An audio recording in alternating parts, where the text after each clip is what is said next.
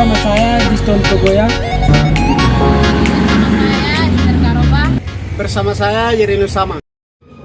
Kami akan membahas tentang pertumbuhan dan pembangunan ekonomi.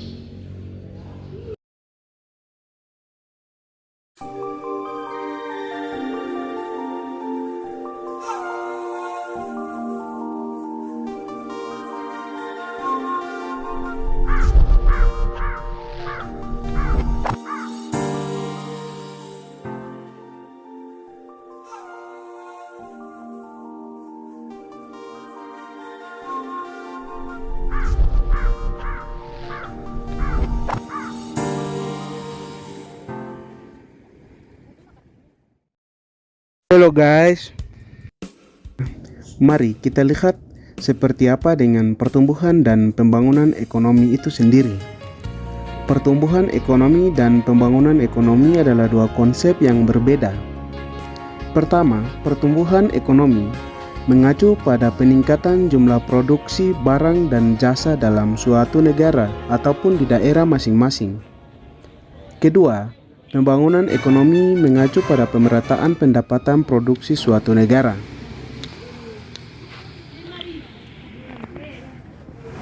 Kenapa mama menjual sayur di sini? Untuk saya punya usaha. Nah, pertumbuhan ekonomi dapat mendorong kenaikan pendapatan per kapita. Sedangkan pembangunan ekonomi dapat memperhatikan kualitas hasil produksi.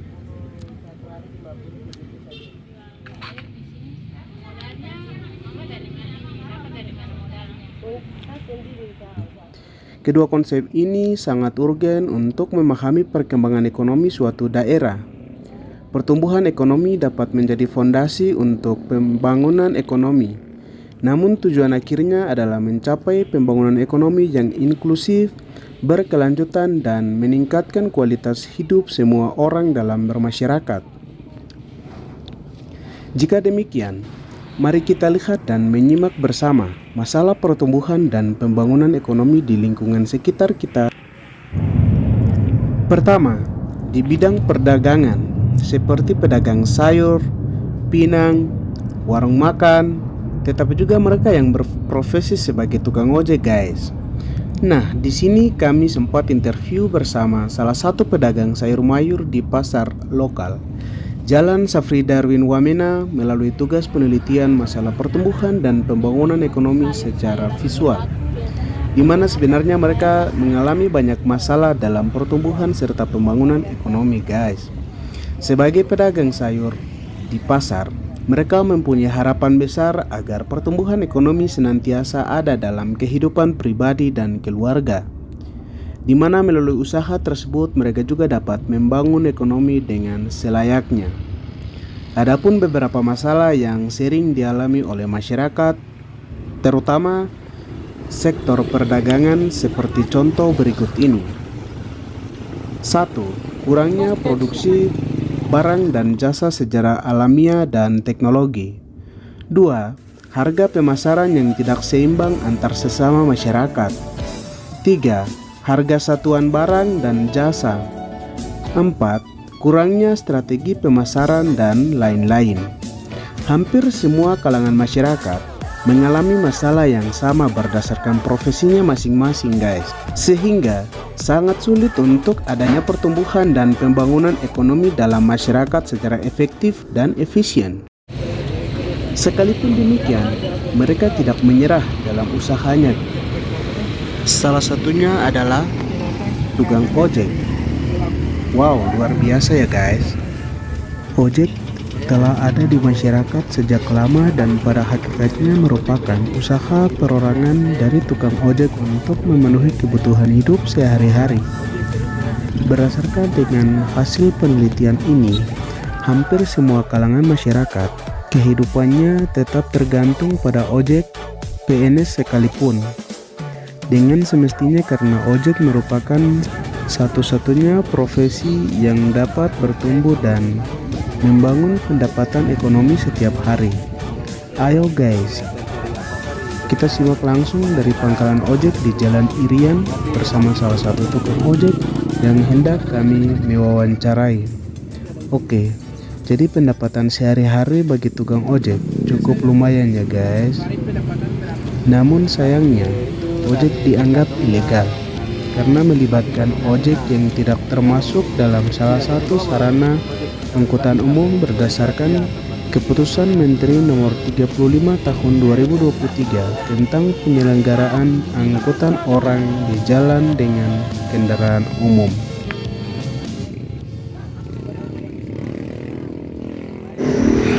Sementara itu, mari kita lihat dan simak seperti apa dengan pedagang pinang pihak ketiga.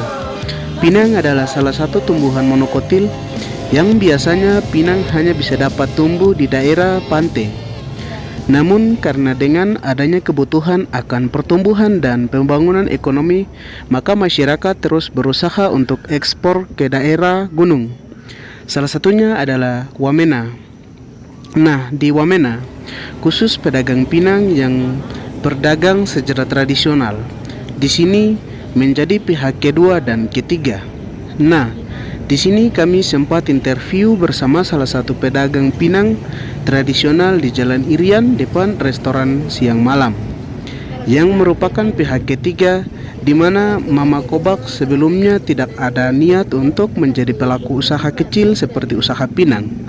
Namun seiring dengan berjalannya waktu, sehingga Mama Kobak dapat mengalami banyak kendala dalam pertumbuhan dan pembangunan ekonomi bagi kehidupan pribadi dan keluarganya. Dengan ini maka Mama Kobak berpendapat untuk ia harus menjadi pelaku usaha kecil. Sayangnya Mama Kobak tidak punya modal awal untuk usaha, sehingga Mama Kobak berusaha membuat satu noken menggunakan benang, yang kemudian benang tersebut dapat menjadi noken dan dijual.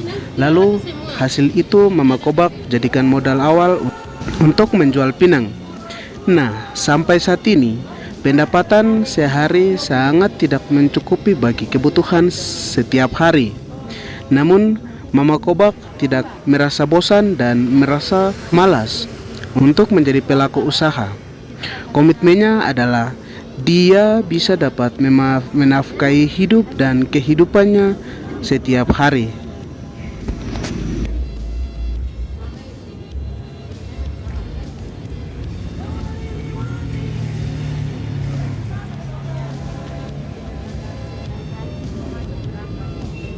Ada yang 30, ada yang 50 gitu. Kalau tidak ada pembeli, kalau ada pembeli itu dapat 70, 60 begitu. Tidak lebih sampai 100 itu bisa dapat, tapi tidak lebih sampai 200 begitu. Kalau 100 bisa dapat. Ini saya punya pinang, masukin saya deh, kamu di rumah saya. Selanjutnya, kita kenali dulu bagaimana mengenal warung makan. Warung makan merupakan usaha skala kecil yang menjual berbagai macam menu makanan. Pertama, kami mengucapkan banyak terima kasih atas kerjaan Ibu di sini sebelum jalan lain. Pertama, kita ingin tahu kenapa Ibu ingin menjadi pelaku usaha di tempat ini. Jadi kan cuma kerja ya, di sini namanya orang cari di sini. Kebanyakan warung makan merupakan tempat makan yang sederhana dan dikunjungi oleh berbagai macam kalangan, tetapi banyak pula kalangan menengah atas yang sering makan di warung ini. Ciri khas warung makan ini adalah adanya tempat makan dan perabot yang cukup sederhana, dan biasanya dijual dengan harga yang cukup murah dan menjangkau bagi pelanggan yang kelas menengah bawah. Bahkan media yang mereka gunakan di warung makan ini cukup canggih ya guys. Biasanya mereka masak menggunakan dengan alat bantu, terutama energi listrik. Akhirnya, sampai disinilah hasil penelitian kami dari kelompok 5. Oleh sebab itu, kami sangat berharap untuk para penonton agar dapat memberikan kritik dan saran, terutama oleh guru pengampu. Karena kritik dan saran itu akan menjadi bahan evaluasi bagi kami ke depan untuk menjadi kreatif dan berinovatif.